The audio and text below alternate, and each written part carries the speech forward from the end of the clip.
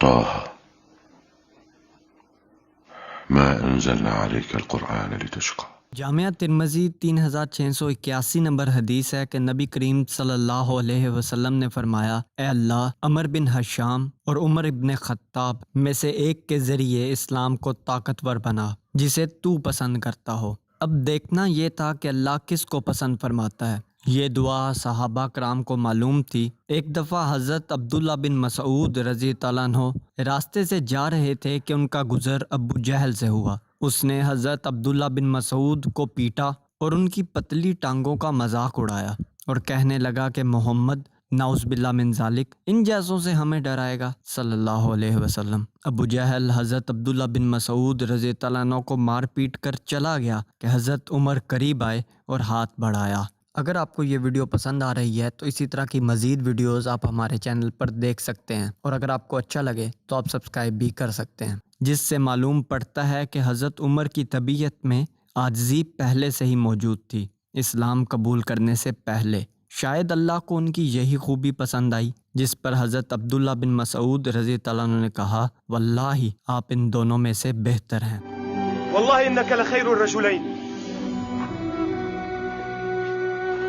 حضرت عمر پہلوان صفت آدمی اور اسلام کو سخت ناپسند کرتے تھے، اور حضرت محمد صلی اللہ علیہ وسلم اور اسلام کے اس وقت سب سے بڑے دشمن تھے، اور قریش جیسے طاقتور قبیلے سے تعلق ہونے کی وجہ سے ایک بااثر شخصیت تھے۔ اسی وجہ سے محمد مصطفیٰ صلی اللہ علیہ وسلم نے ان الفاظ کا استعمال کیا کہ اسلام کو طاقت دے۔ حضرت عمر شروع میں تو اسلام سے بے انتہا نفرت کرتے تھے، لیکن جو سب سے پہلا دھچکا انہیں لگا وہ حضرت حمزہ رضی اللہ عنہ کے اسلام قبول کرنے سے تھا۔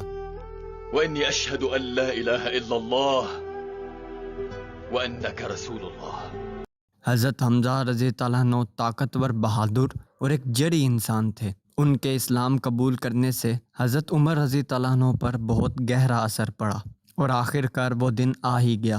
آخر کار آگ بگولا ہو کر انتہائی غصے میں اپنے گھر سے تلوار لے کر نعوذ باللہ نبی پاک صلی اللہ علیہ وسلم کو قتل کرنے کے ارادے سے نکلے، لیکن انہیں کیا معلوم تھا اللہ بڑا کارساز ہے۔ حضرت عمر تلوار لے کر آگے بڑھ رہے تھے کہ راستے میں حضرت حذیفہ رضی اللہ عنہ مل گئے، جو کہ اس وقت مسلمان ہو چکے تھے۔ حضرت عمر کو دیکھا، تیور دیکھے، تلوار دیکھی اور پوچھا کیا معاملہ ہے عمر؟ جب ماجرا پتہ چلا تو حضرت حذیفہ رضی اللہ عنہ کہنے لگے، اس سے پہلے اپنی گھر کی تو خبر لو۔ بس یہ کہنا تھا کہ عمر اپنی بہن کے گھر کی طرف روانہ ہو گئے۔ حضرت عمر بہن کے گھر پہنچے کہ اندر بہن اور بہنوئی سعید ابن زید حضرت خباب سے سورہ طٰہٰ کی نازل ہوئی آیات سن رہے تھے۔ حضرت عمر نے باہر سے سنا۔ حضرت عمر نے ایک دم سے دروازہ کھٹکھٹانا شروع کر دیا۔ عمر! اندر موجود سب لوگ ڈر گئے۔ دروازہ کھلا، آپ اندر داخل ہوئے اور اپنے بہنوئی کو مارنا پیٹنا شروع کر دیا کہ آپ کی بہن کے الفاظ سن کر رک گئے۔ انہوں نے کہا کہ عمر چاہے تم ہمیں مار ڈالو لیکن ہم اسلام سے پیچھے نہیں ہٹیں گے۔ یہ سننا تھا کہ عمر رضی اللہ عنہ نے کہا جو پڑھ رہے تھے مجھے دو۔ حضرت عمر خود ان چند اربوں میں سے ایک تھے جو پڑھ لکھ سکتے تھے۔ طه ما أنزلنا عليك القرآن لتشقى۔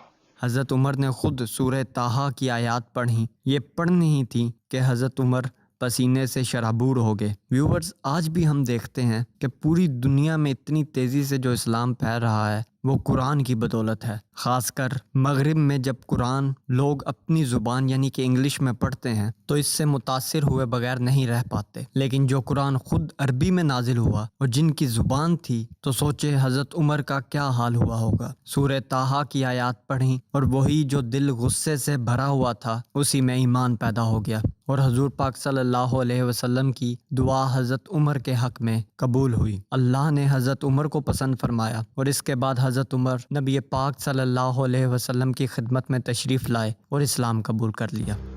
يا رسول الله جئتك أؤمن بالله وبرسوله وبما جئت به من عند الله